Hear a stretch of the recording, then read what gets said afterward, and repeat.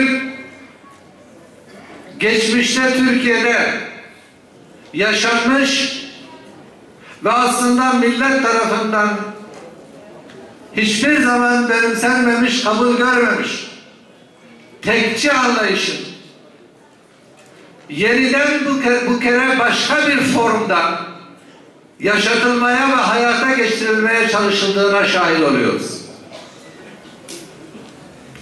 Daha önceden bu topraklarda Cumhuriyet Halk Partisi'nin zihniyetiyle başkasına tahammül etmeyen, farklı inançlara, farklı düşüncelere, farklı etnik kültürlere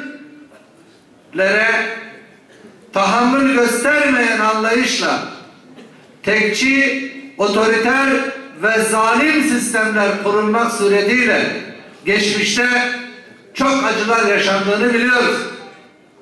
Bugün onları taklit edenler maalesef tekrar tekçi bir anlayışı bu defa silahın gölgesinde halkı tehdit ederek, esnafı tehdit ederek maalesef yeni bir bu anlayışı yeniden hortlatmaya çalışıyorlar. Adının ne olduğunun hiçbir değeri yok. Dün adı başka bir şeydi. Zulmün bugün başka bir şey. Dün başka bir etnik kimlik üzerinden yapılıyordu. Bugün başka bir etnik kimlik üzerinden. Ama zulüm zulümdür.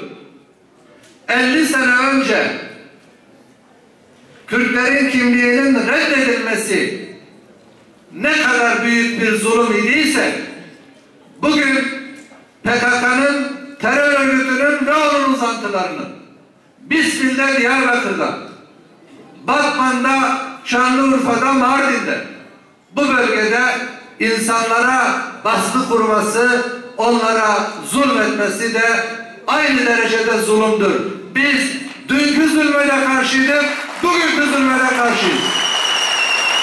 Değerli kardeşlerim, bunlar zulümden, bunlar gözyaşından, bunlar sefaletten besleniyor. Bunlar halkın refaha kavuşmasını istemiyor. Bunlar Kürtlerin refaha kavuşmasını da istemiyor. Eğer öyle olmazsa iş yerleri yağmalanmazdı. Eğer böyle olmazsa halka baskı kurulmazdı.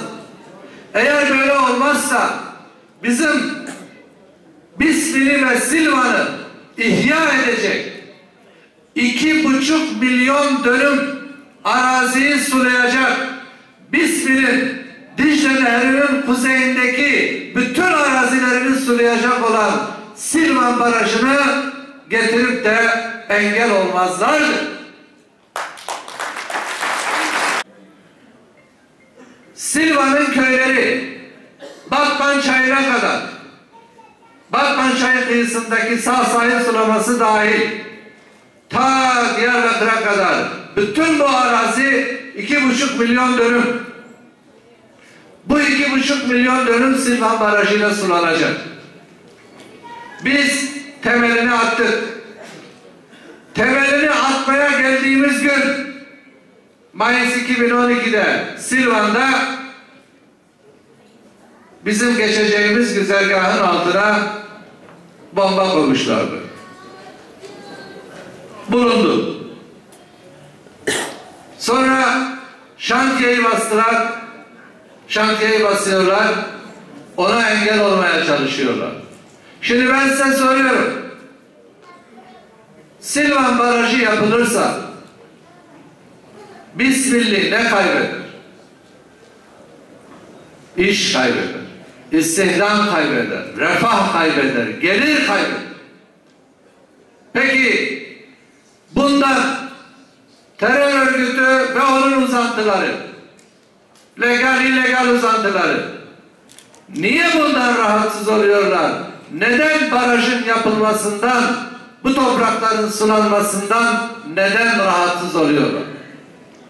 Demek ki baraj olup da sulama olursa, tarımsal faaliyet daha verimli yapılırsa, zenginleşme olursa,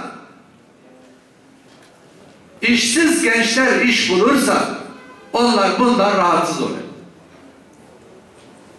Onun için esnafın dükkanına baskı yapıp kepenkini zorla kapattırıyorlar ve kepenk kapatmayanları işaretleyip çeşitli bahanelerle dün Kobani'ydi, önceki gün başka bir şey, yarın belki başka bir şey olur. Onlarla gelip Molotov kokteylleriyle halkın, vatandaşın dükkanını, iş yerini yağmalıyorlar. Bakın Diyarbakır'da ilçe tarım müdürlüğünün binasından bilgisayarlar yağmalandı.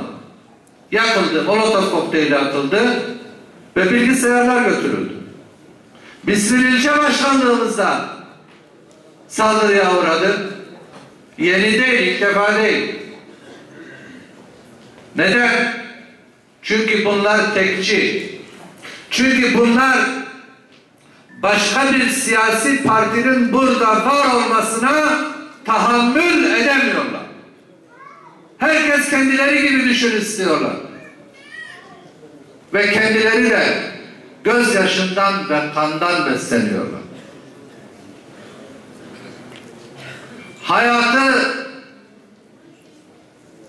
Hayatın kutsal değerlerini hiçe sayıyorlar.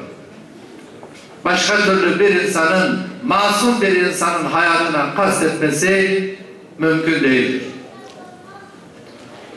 Dicle Nehri'nin güney tarafı ta Savur'un eteklerine kadar, orada da 212 kilometrelik bir ana kanal inşaatı var.